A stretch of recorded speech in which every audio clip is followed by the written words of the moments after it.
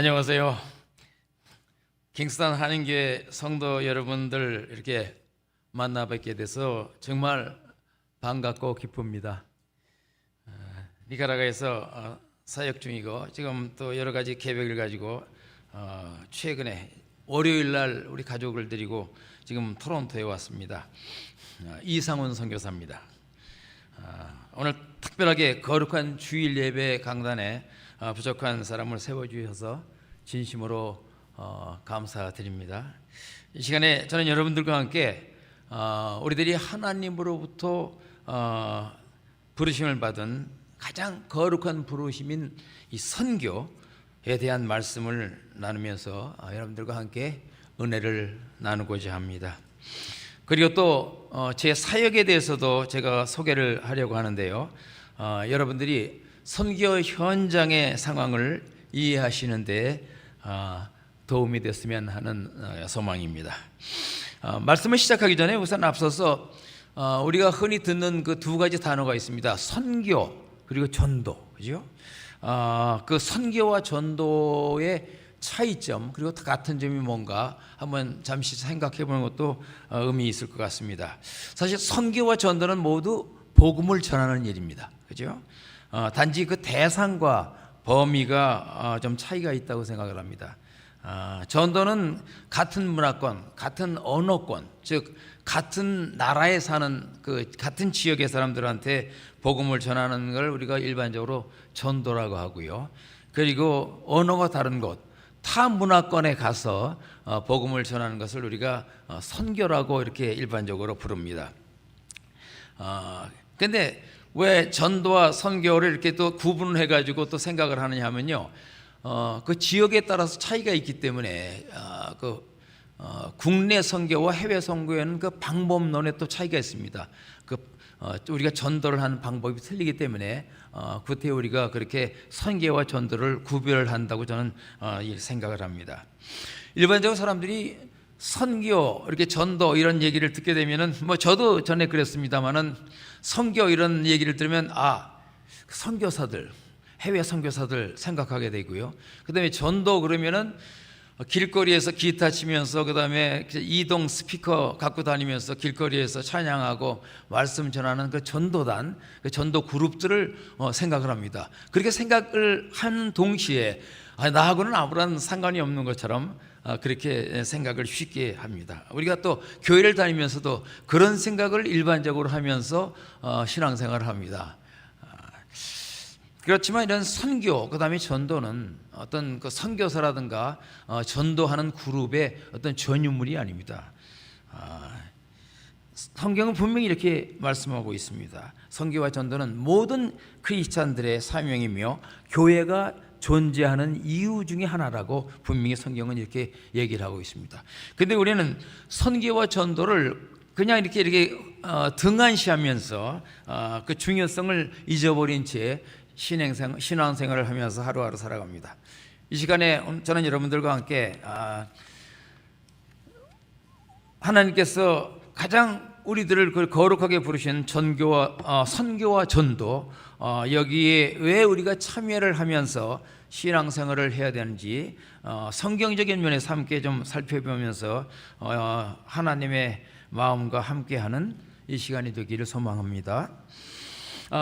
첫째, 전도와 선교는 주님의 명령입니다. 우리 조금 전에 본문을 읽었습니다만 마태복음 28장 19절에서 이렇게 말씀하고 있습니다. 그러면 너희는 가서 모든 민족으로 제자를 삼아 아버지와 아들과 성령의 이름으로 세례를 주고, 예수님께서 부활하신 후에 승천하시기 전에 제자들에게 마지막으로 남기신 유언의 말씀이 바로 이 지상 명령입니다. 이 말씀은 선택이 아니고 분명히 명령입니다. 하나님은 이 명령을 통해서 모든 그리스도인들에게 가라고 말씀하십니다. 가라고 명령하십니다. 우리는 단지 교회에 모여서 예배만 드리는 존재가 아니고 하나님 나라의 확장을 위해서, 그리고 구원의 복음을 전파하기 위해서 세상으로 파송되는 존재들입니다. 선교와 전도는 옵션이 아니라, 우리들의 옵션이 아니라 우리들의 의무라고 분명히 성경은 말씀하고 있습니다. 주님의 명령에 순종하느냐 불순종하느냐의 문제입니다. 예수님을 따르는 우리 크리스찬이라면 당연히 우리는 이 명령 앞에 우리는 응답을 해야 할 거라고 생각합니다. 사도 바울은 고린도전서 9장 16절에서 이렇게 말씀하고 있습니다. 내가 복음을 전할지라도 자랑할 것이 없으면 내가 부득불 할렐임이라. 만일 복음을 전하지 아니하면 내게 화가 있을 것이로다. 사도 바울은 우리가 복음을 전하진다면, 우리가 선교를 하지 않는다면 주님께서 분명히 책망하실 거라고 이렇게 말하고 있습니다. 사도 바울의 이 고백이 이 시간 우리 모두의 고백이 되기를 바랍니다. 둘째, 선교와 전도는 주님의 마음입니다. 요한복음 3장 16절 이렇게 말씀합니다. 하나님이 세상을 이처럼 사랑하사 독생자를 주셨으니 이는 저를 믿는 자마다 멸망치 않고 영생을 얻게 하려 하심이니라. 하나님은 이 세상을 사랑하셨고 그 사랑의 절정이 바로 십자가입니다. 십자가의 피입니다. 하나님의 마음은 언제나 잃어버린 자들, 아직 복음을 듣지 못한 자들을 향해 있습니다. 하나님께서는 모든 사람들이 구원받기를 원하신다고 성경은 디모데전서 2장 4절에서 분명히 말씀하고 계십니다. 그런데 이 세상에는 아직도 수많은 민족이, 그리고 수많은 소수 그 언어 그룹이 아직도 예수님의 이름조차 듣지 못한 채 살아가고 있습니다. 설령 예수님의 이름을 들었다 하더라도 그분이 누구신지, 왜 그분이 이 땅에 오셔서 십자가에서 피 흘리시고 돌아가셨는지, 그리고 왜 죽은 지 사흘 만에 죽은 자들 가운데서 부활하셨는지 그 이유를 전혀 모른 채 멸망의 길을 걸어가고 있습니다. 이 영적으로 죽어가는 자들을 위해서 우리가 선교와 전도에 참여할 때 우리는 이들을 향해 애통해 하시는 주님의 마음과 연결이 돼서 주님과 하나가 될 수 있다고 생각합니다. 선교와 전도는 단지 개인 사역이 아니고 주님의 구원 사역에 동참하는 것입니다. 세 번째로, 선교와 전도는 교회의 사명이며 교회가 존재하는 이유입니다. 사도행전 1장 8절에서 이렇게 성경 말씀하고 있습니다.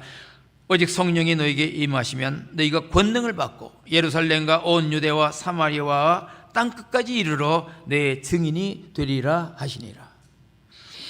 초대교회는 성령의 임재 가운데 복음을 예루살렘에서 시작해서 온 유대와 사마리아 그리고 땅끝까지 전했습니다. 왜 성령이 교회에 임했습니까? 그리스도인들로 하여금 담대하게 구원의 복음을 증거하게 하려고 성령께서 임하셨던 것입니다. 교회는 단지 수적인 성장과 교인들의 양육과 교인들의 돌봄만을 위해서 존재하는 것이 아닙니다. 교회가 교회다워지려면 반드시 선교하는 교회, 전도하는 교회가 되어야 합니다. 우리 현대 교회사를 보면 교회의 발전과 성장은 항상 선교와 전도의 불이 뜨겁게 타오를 때 일어났다는 사실을 알 수 있습니다. 교회가 선교와 전도를 지속적으로 외면할 때는 어떤 일이 일어나냐? 교회는 점점 안으로 굳어져 간다는 사실을 역사를 통해서 우리는 알 수 있습니다. 우리끼리 외부에는 전혀 신경을 안 쓰고 단지 안에만 신경을 쓰는, 점점 안으로 굳어져 갑니다. 선교와 전도는 어느 한 교회나 어느 한 크리스찬 단체의 프로그램이 아닙니다. 선교와 전도는 우리 주님의 명령이고 주님의 마음이며 또 교회의 정체성입니다. 하나님은 이사야 6장 8절에서 이사야를 선지자로 부르시면서 세상을 향해 이렇게 말씀하십니다. 내가 누구를 보내며 누가 우리를 위하여 갈고. 그때 이사야가 이렇게 대답합니다. 내가 여기 있나이다, 나를 보내소서. 주님은 지금 이 시간에도 세상을 향해 또 우리들을 향해서 같은 질문을 던지십니다. 내가 누구를 보내며 누가 우리를 위해서 갈고. 사랑하는 성도 여러분, 주님의 이 부르심 앞에 이사야처럼 여러분들 응답하시겠습니까? 내가 여기 있나이다, 나를 보내소서. 선교에 참여하는 방법은 여러 가지가 있을 수 있습니다. 그러나 대표적으로 우리가 일반적으로 생각할 것은 세 가지라고 생각을 합니다. 첫째로 기도로 선교에 참여하는 것입니다. 선교지는 영적인 전쟁터입니다. 항상 위험이 도사리고 있고 사탄의 역사가 강력하게 일어나는 것이 바로 선교지입니다. 사역지를 향한 여러분들의 기도가 가장 강력한 영적인 무기입니다. 두 번째로 후원으로 선교에 동참하는 것입니다. 선교제는 재정이 필요하고 물질이 필요하고 또 인적 자원이 필요합니다.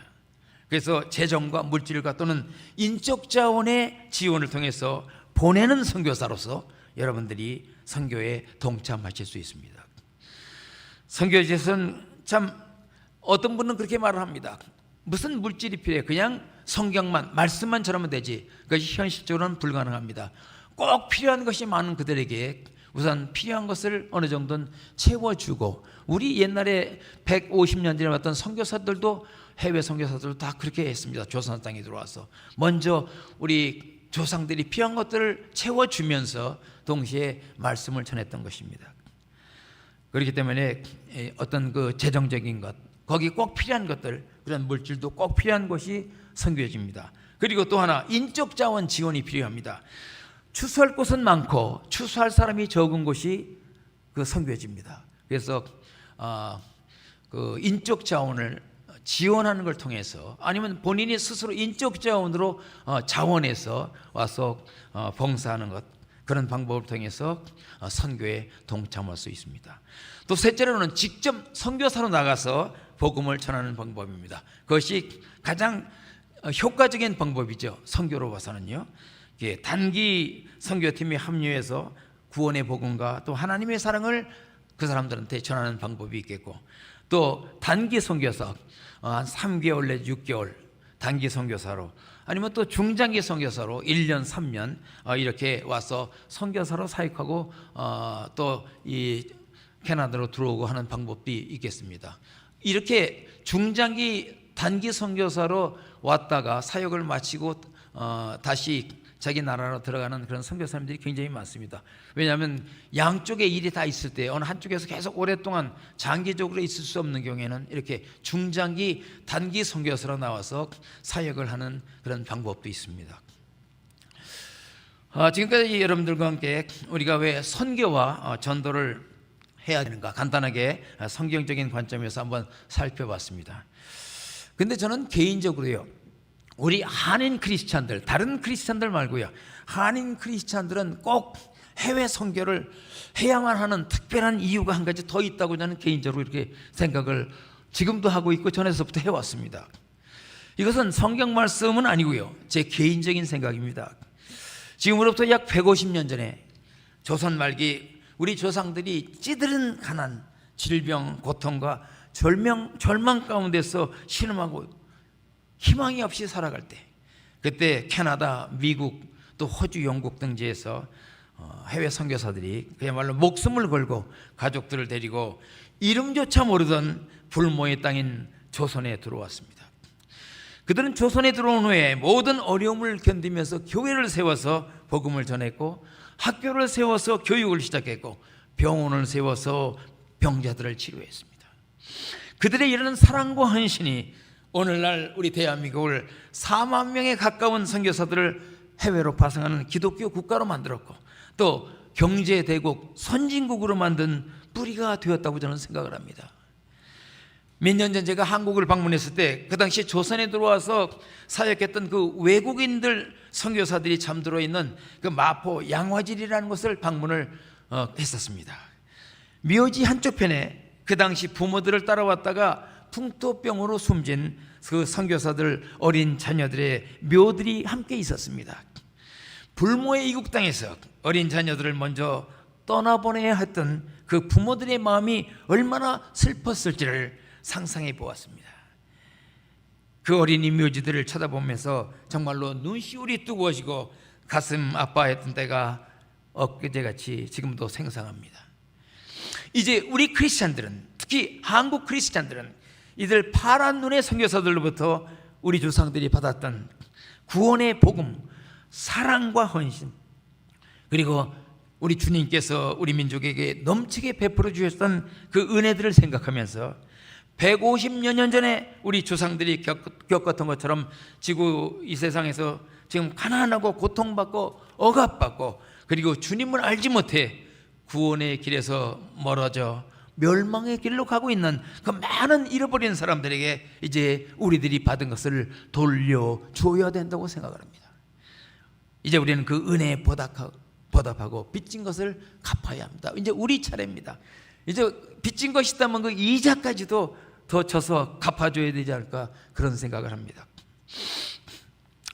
제가 사역하고 있는 나라는 여러분들께서 들으셨겠지만 중미의 니카라과입니다. 중남미에서 가장 가난한 나라입니다. 하이티의 지진이 나기 전까지는 전체 북중미, 남미 이 전체 아메리카에서 가장 가난한 나라였는데 하이티가 지진이 나면서 순위가 바뀌어서 지금 하이티가 제일 가난한 1위고 니카라과가 2위입니다. 니카라과는 위도상으로 적도 조금 위에 있어서 사시사철 더운 나라입니다. 지금은 현재는 겨울이고 또 우기라 돼서 비도 많이 오고 농사철이기도 합니다. 면적은 남한 땅보다 약간 더 큽니다. 그리고 호수와 정글과 화산이 굉장히 많습니다. 지금 연기를 뿜고 있는 활화산이 7개가 됩니다. 그리고 북쪽으로는 산악지대가 펼쳐져서 경치가 참 좋습니다. 꼭 우리의 강원도 같습니다. 북쪽으로는요. 우리 선교팀이 지난번엔 북쪽으로 갈 기회가 없었습니다. 그 북쪽으로는 참 경치 좋습니다. 그리고 남쪽으로는 태평양이 있고 북쪽으로는 카리브해를 끼고 있습니다. 그리고 또 환태평양 지진대에 속해 있어서 지진도 굉장히 많습니다. 저도 지진을 여러 번, 뭐 큰 지진은 아니지만 자다가 혹은 낮에 책을 보면서 지진을 여러 번 경험을 했습니다.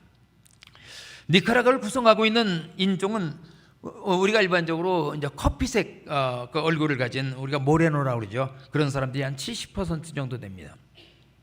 그리고 스페인의 식민지였기 때문에 종교는 뭐 아직까지는 캐톨릭이 주류입니다. 근데 가짜 캐톨릭 신자들이 많습니다. 마치 우리 한국에서 옛날에 보면 종교가 뭐냐 그러면 난 불교예요 그러잖아요.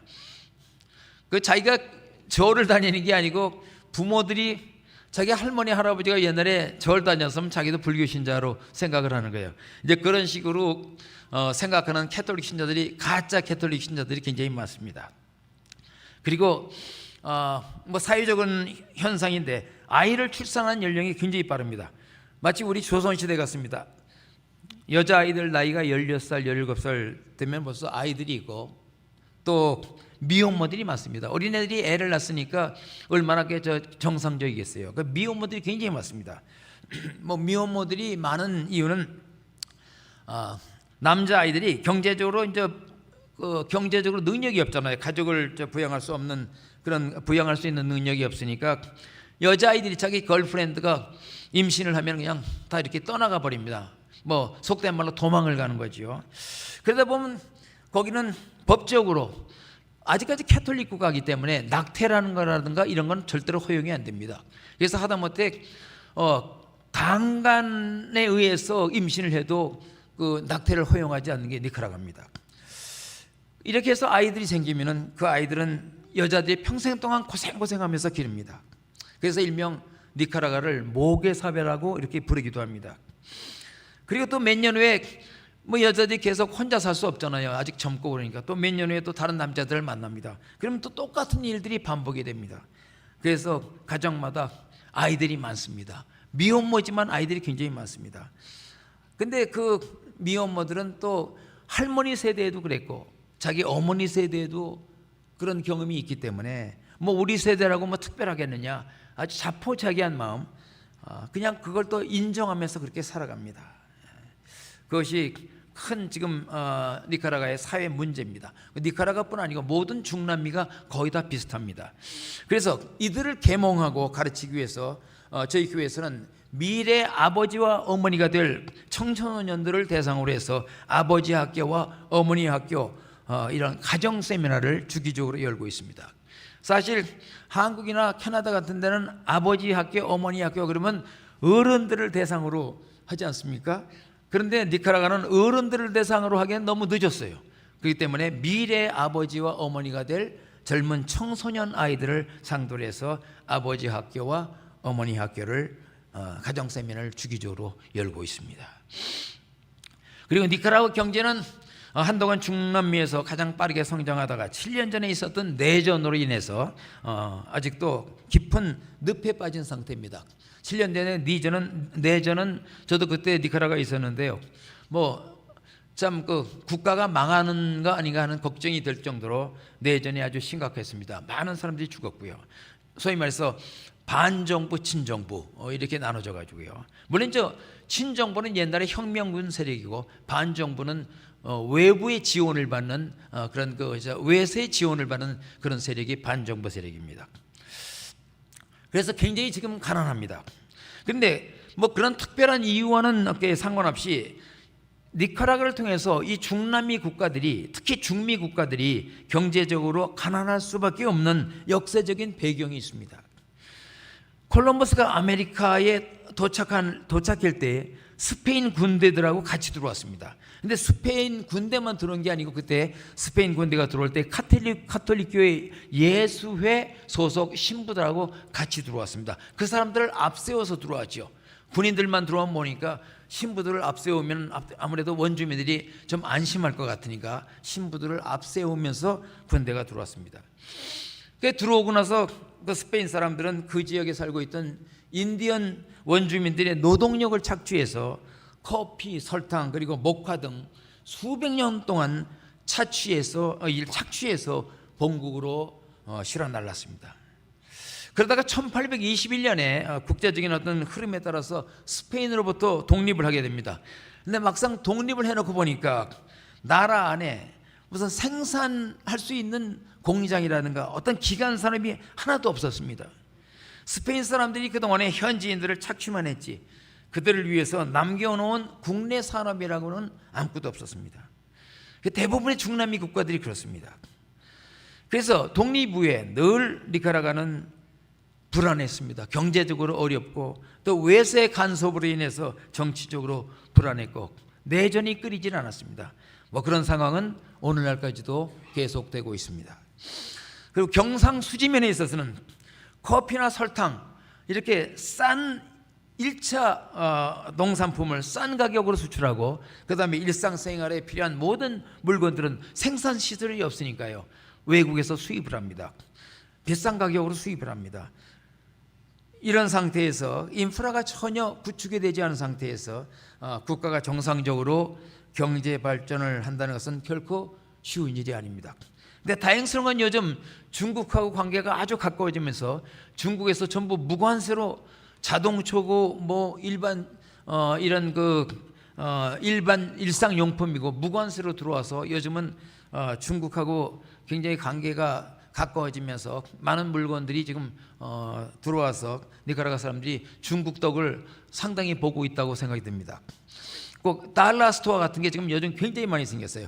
우리 동네에 한 4, 5만 명밖에 안 되는 그런 동네인데도 지금 중국 가게가 달러 스토어 같은 가게가 6개인가 이렇게 들어왔어요. 그리고 계속 엽니다. 자기들끼리 경쟁하죠.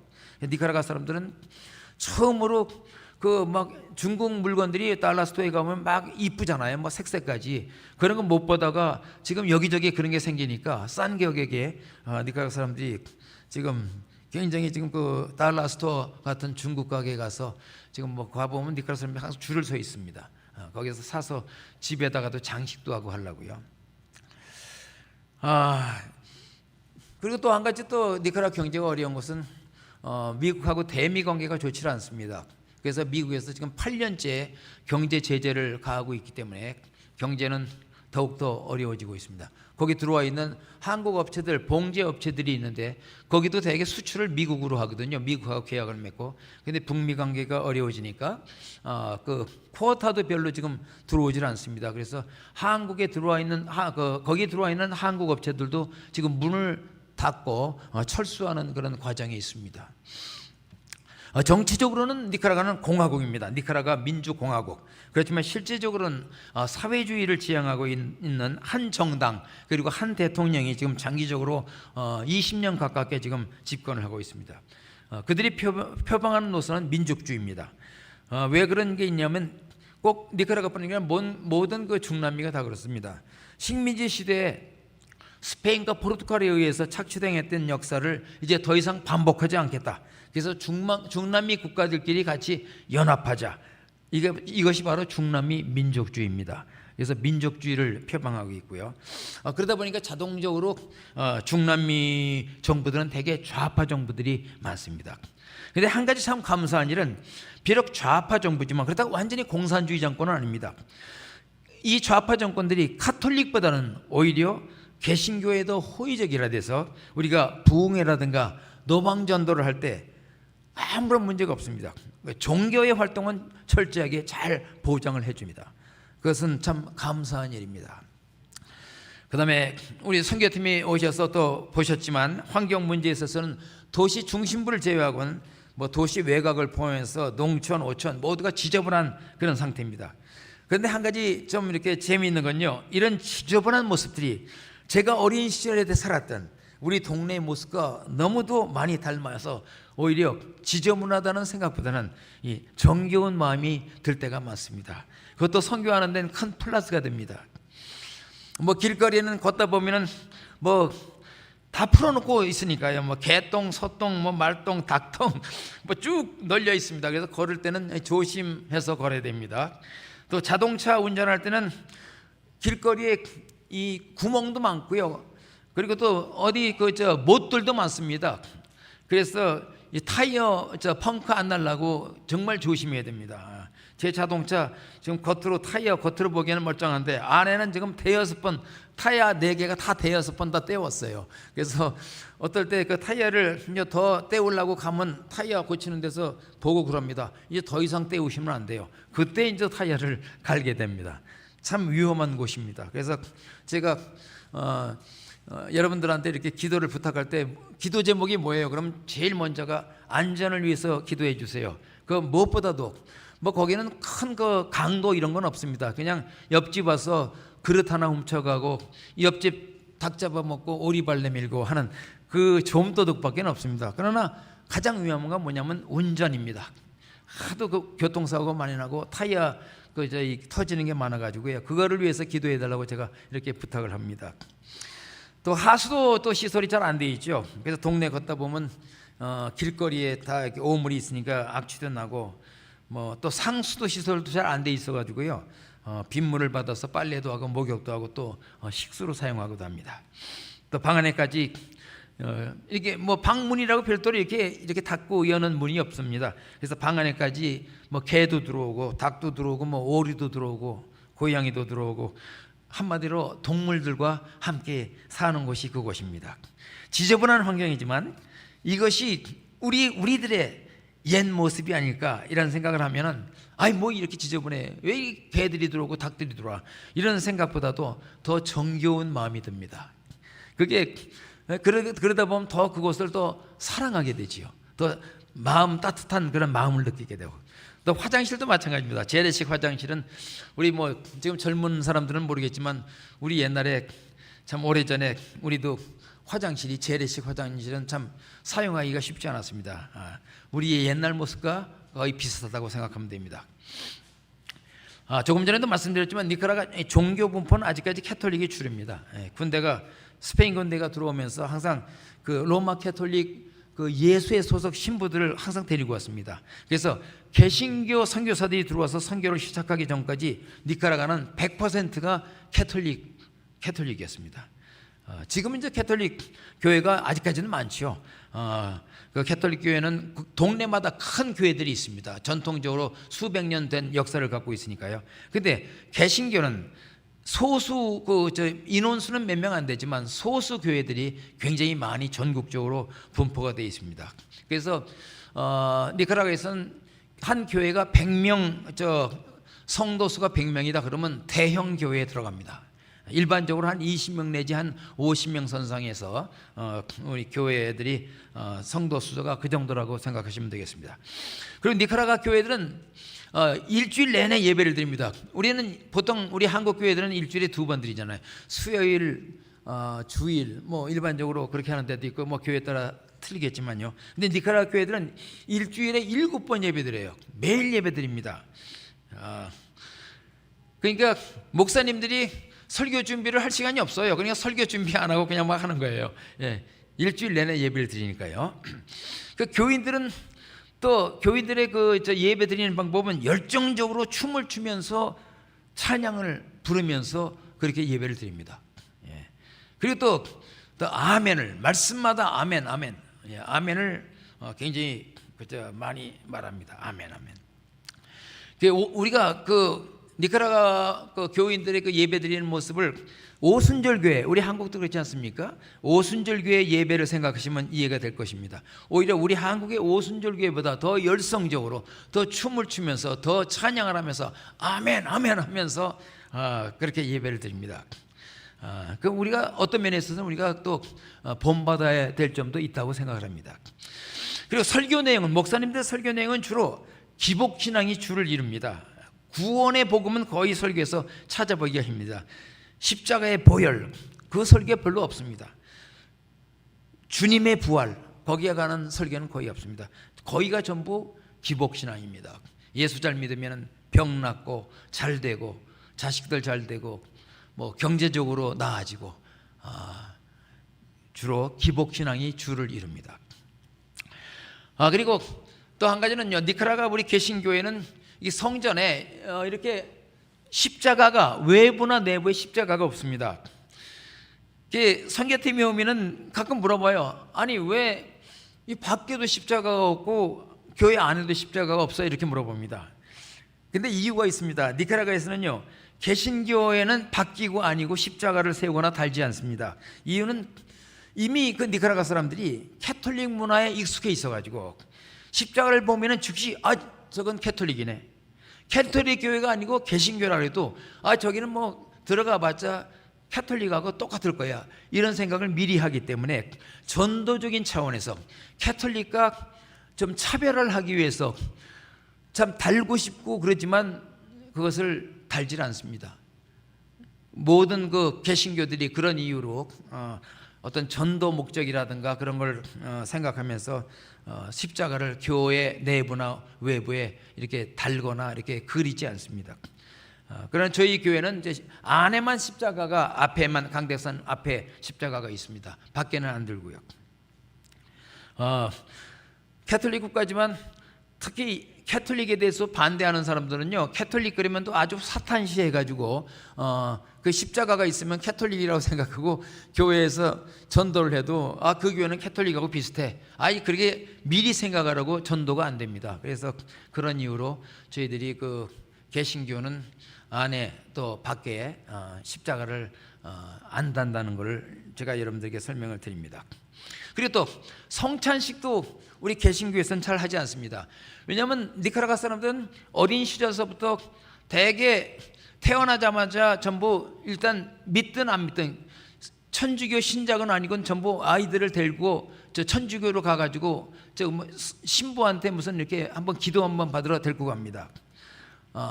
그렇기 때문에 천주교에 대해서는 조금씩 다 압니다. 누구든지. 근데 성찬식은 천주교에서만 하는 걸로 알고 있어요. 성경적으로 우리가 주님께서 우리들에게 남기신 그게 있으면 딱 두 가지, 세례하고 성찬식이다, 이렇게 설명을 해도 캐톨릭을 생각하면서 성찬식에 참여를 안 하려고 합니다. 아무리 설명을 해도. 물론 이제 믿음의 차이에 따라서 믿음이 있는 사람들은 참여를 하지만 믿음이 없는 사람들은 거부를 합니다. 그래서 일반적으로 저희 교회, 제가 개척한 교회들에서는 성찬식을 하지만 일반적으로 니카라과 모든 개신교들은 성찬식을 그런 이유 때문에 안 합니다. 카톨릭 때문에 잃어버리는 게 많습니다. 그리고 또 세례도 우리 개신교식으로 침례가 아니고 그냥 물을 머리에다가 이렇게 뿌려주면은 세례 안 받았다고 생각합니다. 꼭 물 속에 들어갔다 와야 됩니다. 침례교라든가. 왜? 물을 이 머리에다가 뿌리면은 그것도 캐톨릭이라고 생각해요. 왜? 캐톨릭도 그렇게 하거든요.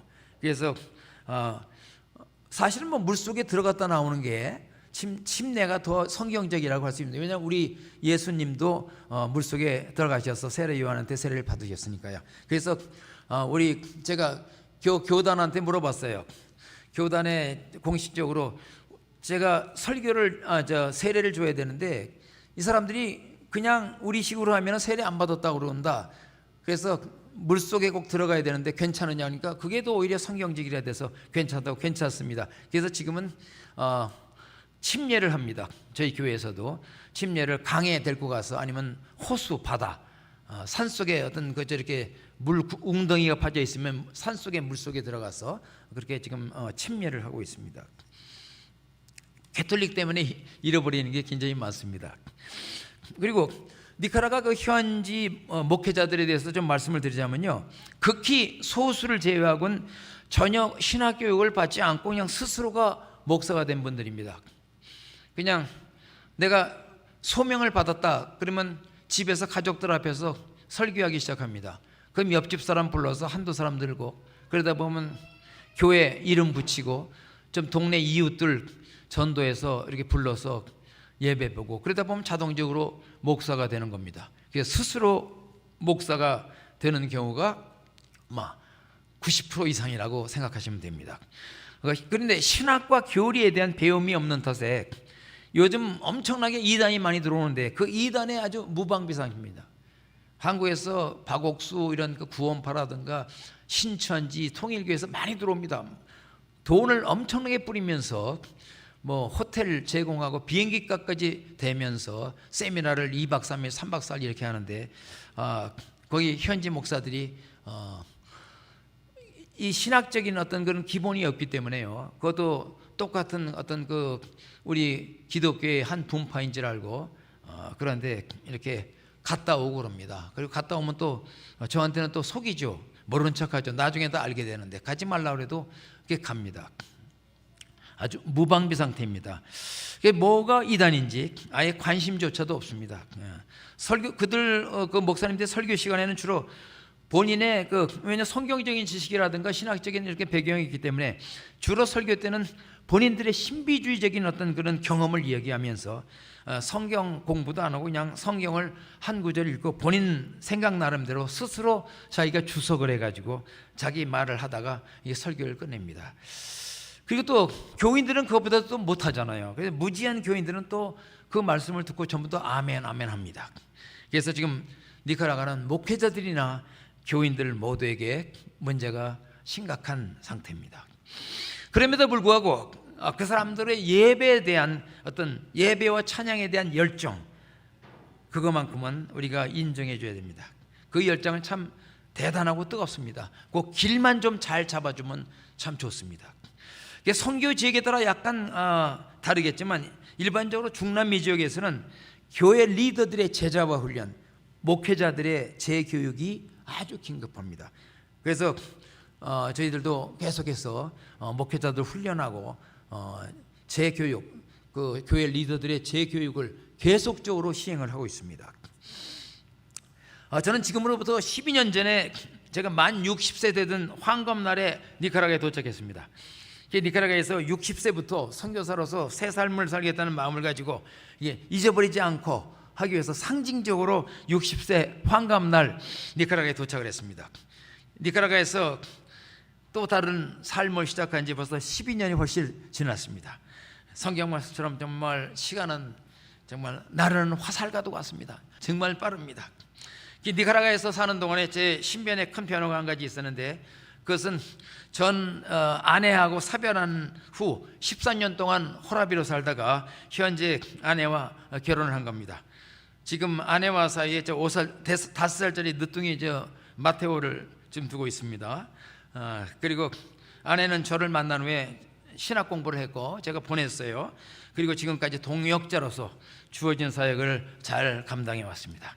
이제 이 시간에 저는 여러분들과 함께 지난 12년 동안 하나님의 말씀의 언약이 니카라과의 사역 현장에서 어떻게 성취되었고 또 어떻게 열매를 맺었는지 설명드리면서 증인의 기쁨을 여러분들과 함께 나누기를 원합니다. 이 모든 것이 제가 기도하고 원했기 때문이 아니고 하나님이 계획이 이미 그러했고 그 계획을 위해서 부름받았던 저에게 하나님께서 응답해 주셨다고 믿습니다. 저의 선교 사역은 두 가지로 나눠집니다. 즉 말씀 사역과 구제 사역입니다. 저는 두 교회의 담임 목사로서 하나님 말씀을 전하면서 동시에 지역 사회를 위해서 구제 사역을 진행해 왔습니다. 첫 번째로 개척한 교회가 생명수 장로교회입니다. 생명수 장로교회는 산마르코스라는 곳에 커피 생산지로 알려진 곳에 있습니다. 지난 2월 22일 날 창립 10주년 감사 예배를 드렸는데요. 그때 장로 3사람을 안수를 했고 집사 11명을 세웠습니다. 동시에 젊은 한국 선교사 부부를 동역자로 초청했습니다. 제가 없는 동안에 이제 그분들이 지금 맡고 있습니다. 저는 니카라과에 도착한 후에 한동안 현지 상황도 좀 살필 겸해서 그 많은 현지 교회들을 순회하면서 크리스찬 영화를 상영했습니다. 그 스피커 들고 영사기 갖고 다니면서요. 그러던 중 어느 날 무허가 빈민촌의 주민들이 저한테 찾아와서 자기들이 사는 동네에 식수가 없으니까 좀 우물을 하나 파달라고 요청을 했습니다. 선교사니까 선교사가 그렇게 해줄 수 있을 거라고 생각을 했어요. 그 사람들은 뭐 제가 전혀 모르는 사람들이었습니다. 이 일을 통해서 성령님의 인도하심을 직접 체험하게 됐습니다. 또 그것이 그 지역에 생명수 교회를 세우게 된 계기가 됐습니다. 그때 저를 그 당시에 찾아왔던 사람들 중에 일부는 지금 우리 생명수 교회에 충성된 일꾼들로서 섬기고 있습니다. 제가 그분들한테 그랬어요. 육적으로 마실 물도 필요하지만 영적인 물을 마셔야 된다. 먼저 그런 의미에서 교회 이름을 생명수 교회로 정하고 교회 개척을 하자. 모두 흔쾌히 동의를 해서 생명수 교회를 개척을 했습니다. 교회 개척을 결정하고 나서 한 교회 성도님의 집 앞에서 6명이 첫 예배를 드렸는데요. 그 몇 개월 동안 그 집 마당에서 예배를 드리던 중에 교인들과 또 지역 주민들의 청원으로 집권 정부로부터 교회 부지와 사택 부지를 도네이션을 받았습니다. 그래서 같은 해 건축을 완료했습니다. 주민들이 정부에 교회 부지하고 그 사택 부지를 도네이션 해달라고 정부에 탄원서를 낸 데는 그 이유가 있습니다.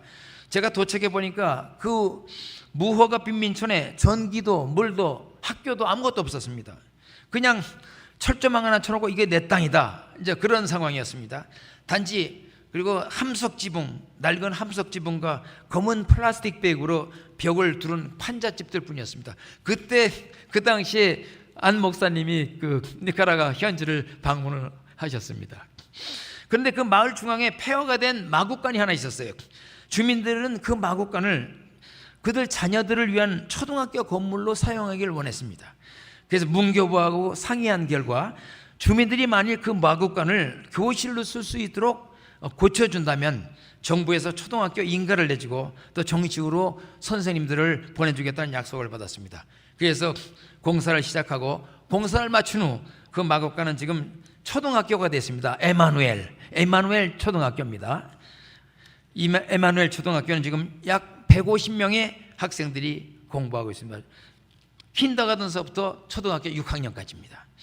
이렇게 생명수 교회가 그 빈민촌 안에 개척이 된 후부터 주민들이 교회로부터 여러 가지 그 도움을 받게 되고 또 그런 이유로 정부의 교회와 사택 건축을 위한 부지 제공 탄원서를 이게 내게 되었던 것입니다. 그런데 맨 처음에 주민들이 요청했던 그 우물은 아직까지는 못 파고 있습니다.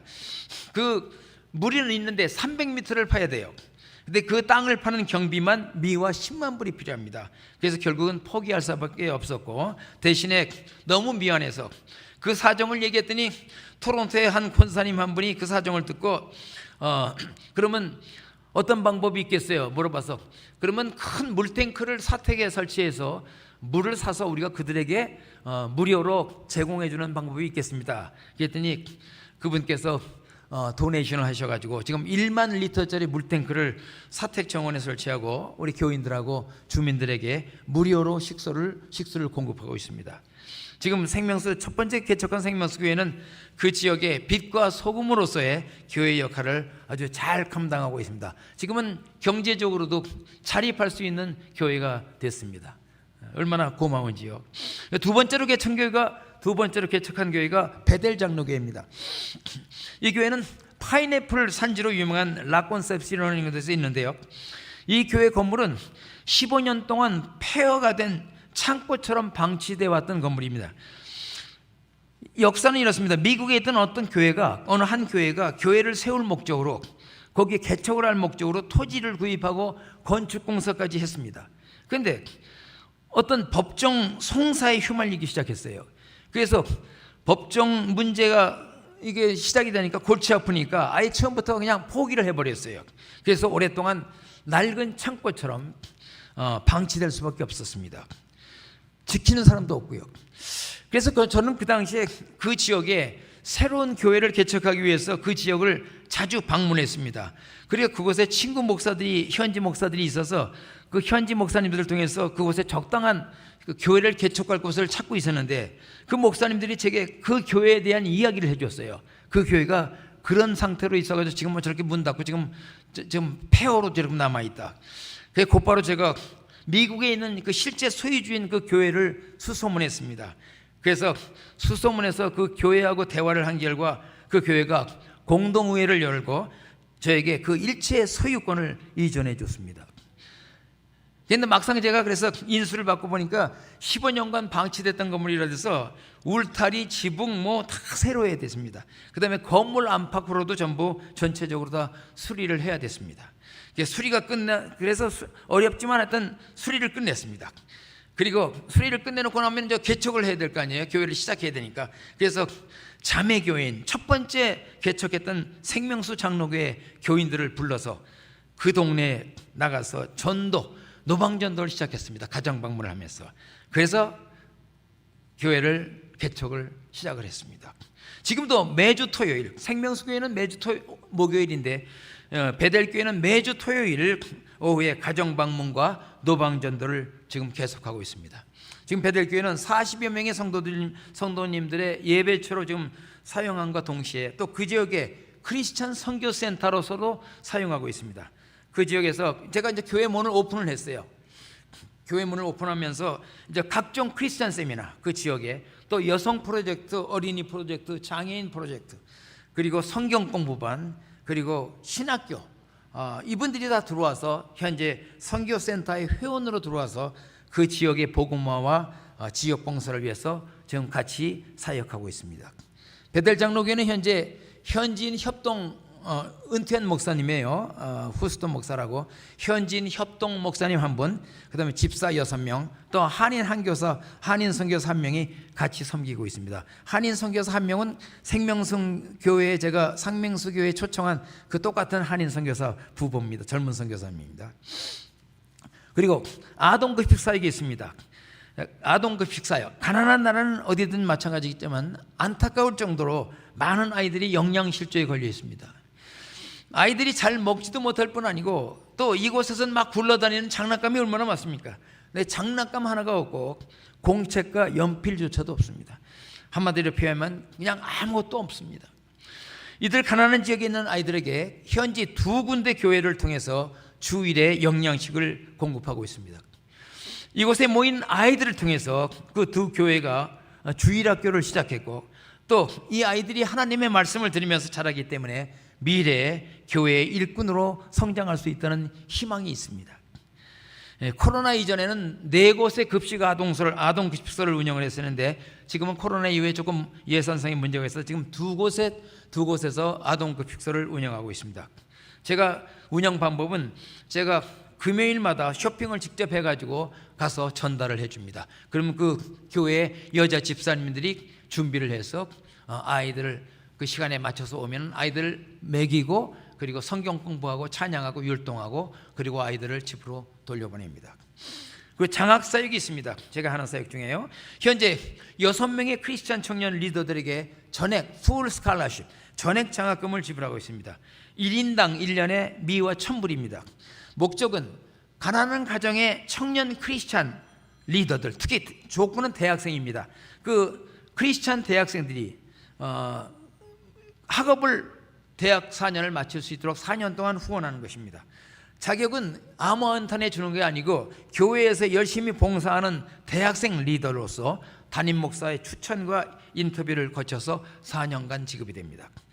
앞으로 지금 6명이 받고 있는데 이 소문이 퍼지니까 앞으로 이 장학금을 받기 위해서 지금 여러 교회에서 고등학교 아이들이 열심히 교회에서 봉사를 합니다. 지금 현지 목사님들한테 얘기를 해요. 아무개 우리 교회 몇 명이 지금 열심히 봉사한다. 그 장학금 받으려고. 저 걱정입니다. 그 아이들 저 대학교 가면 좀 장학금을 줘야 되는데, 그래서 걱정은 하는데 하여튼 미래 장학생 숫자가 늘어날 경우 또 우리 주님께서 채워주시리라고 믿습니다. 이 장학생들은 이 장학금으로 사립학교도 갈 수 있습니다. 한 달에 100불 정도면요 사립학교도 갈 수 있습니다. 뭐 공립학교는 무료니까 더 유용하게 그 돈을 쓸 수 있겠죠. 장학금으로 이 장학금으로 학생들은 학비를 포함해서 모든 뭐 교통비, 그다음에 가끔 또 대학생들이니까 나가면 친구들하고 커피도 한 잔 마셔야 되잖아요. 그래서 모든 것을 지불할 수 있습니다. 그리고 또 경우에 따라서는 부모들에게도 약간의 경제적인 도움을 줄 수 있습니다. 이 아이들이 장학금을 받는 아이들이 부모들보다도 부자예요. 부모들이 한 달에 100불 버는 부모들이 거의 없습니다. 그래서 그래도 착한 게 이 6명 장학생 아이들은 다 부모들한테 다 받으면 부모들한테 맡기고 부모들한테 돈을 타서 씁니다. 그게 착하죠. 크리스찬 아이들이 돼서 역시 틀립니다. 그러니까 계속 도와주고 싶은 거예요. 그리고 아직까지도 지금 내년에도 조금 남아있고 몇 명이 더 있는데 아직 결정은 안 됐습니다만, 그 다음에 청소년 영어 교육이 있습니다. 현재 베델교회에서 매주 토요일 오전에 지역 청소년 그리고 일반인들을 위해서 영어 클래스를 운영을 하고 있습니다. 학교에서는 지금 영어 교육을 제대로 못 받아요. 영어 선생이 없습니다. 영어 조금 하면은 학교 선생으로 안 가요. 왜? 학교 선생님들 봉급이 뭐 150불이나 한 달에 200불 받아야 되거든요. 그러면 영어 조금 하면은 콜센터, 여기도 콜센터 있죠? 뭐 이렇게 오더하고 해주는데요.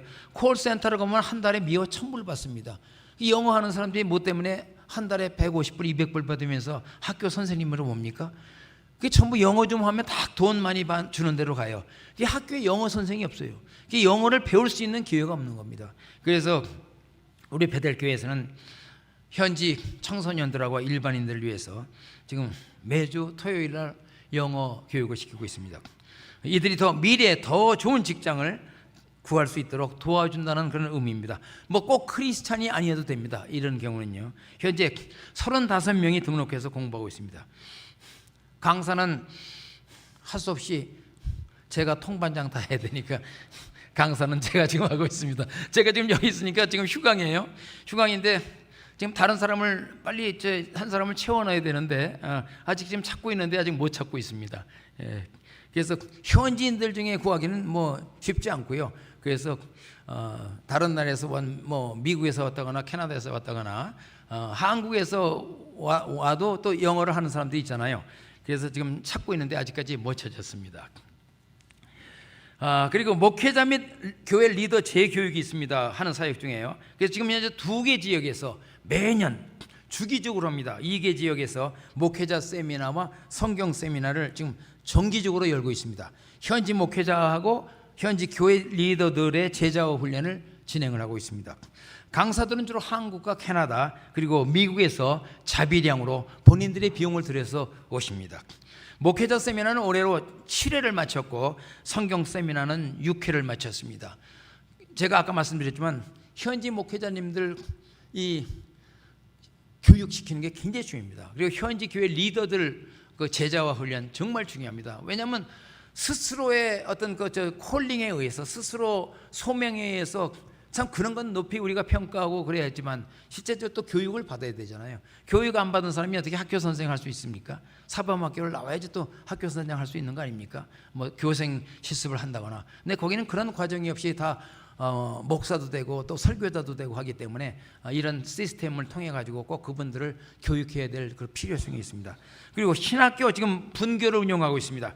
니카라과에서 한인 선교사 한 분이 창립하신 신학교가 있어요. 세텝이라고. 그 까라소 주의 분교를 제가 운영을 하고 있습니다. 제가 지금 이제 디렉터를 맡고 있는데요. 수업은 생명수교회에서 하고 있습니다. 교수 지원과 학사에 관한 일은 본교에서 담당을 하고 거기에 수반되는 학생들 모집이라든가 그다음에 재정적인 건 제가 전부 독립해서 지금 독립적으로 지금 운영을 하고 있습니다.